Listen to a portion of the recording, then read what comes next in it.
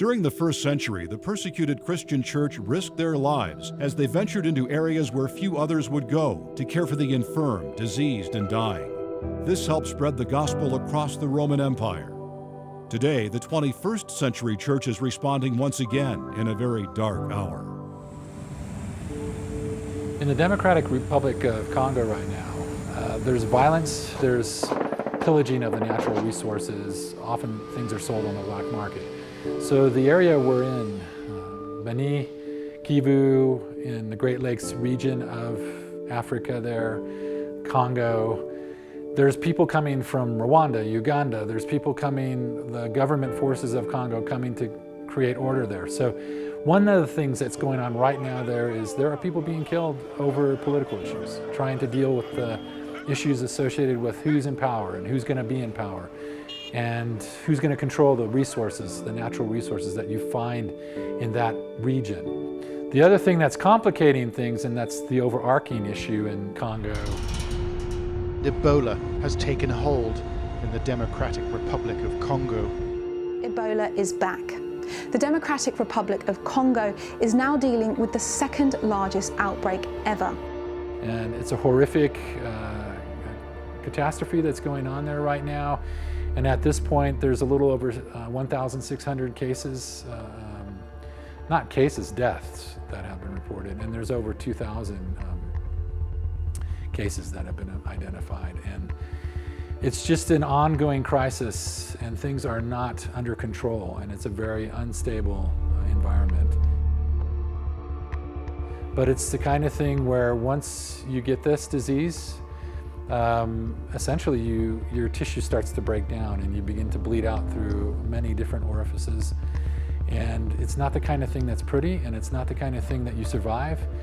There's a lot of misinformation going on about why there's Ebola and is it a conspiracy, but the reality is that it's a disease that's been transmitted from animals to humans, and now it's something that we're still struggling to bring under control. And there are some protection that's been developed, but it's not 100% safe. More than 1,650 people have lost their lives to Ebola since the virus took hold. At this point, at least the last time I looked, they hadn't escalated this to the kind of red alert crisis that maybe in the past they have. Maybe, like they did in West Africa, that was a few years ago too, and that was a 3-year deal. This is continuing and ongoing. So there's some coordination issues, there's some cultural practice issues, the instability and the violence in the area makes it difficult to address. And so that's what's going on. It's a very dynamic and fluid situation.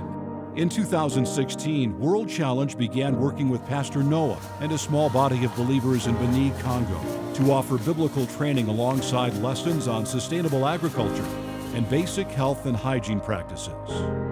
The thing that's been interesting with NOAA as we've gone into the partnership, as World Challenge has worked with NOAA, the focus has been the kind of sustainable and holistic development we've been looking at. So in partnering with NOAA and his church and the communities that he's working with, we went in with community health evangelism.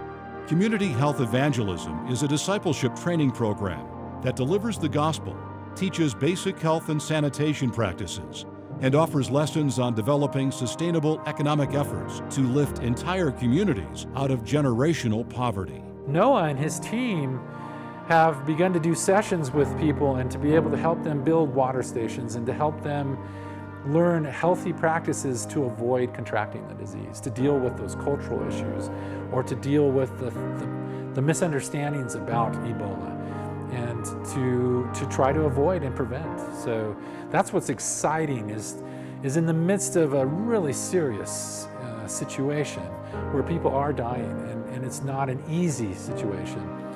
We've been able to shift our efforts into an intervention that's appropriate for what World Challenge can do. We've been able to do what we can do in partnership with NOAA to address the Ebola situation. While international efforts are currently underway, please pray for the Congo and for the surrounding areas where Ebola will be contained and eliminated.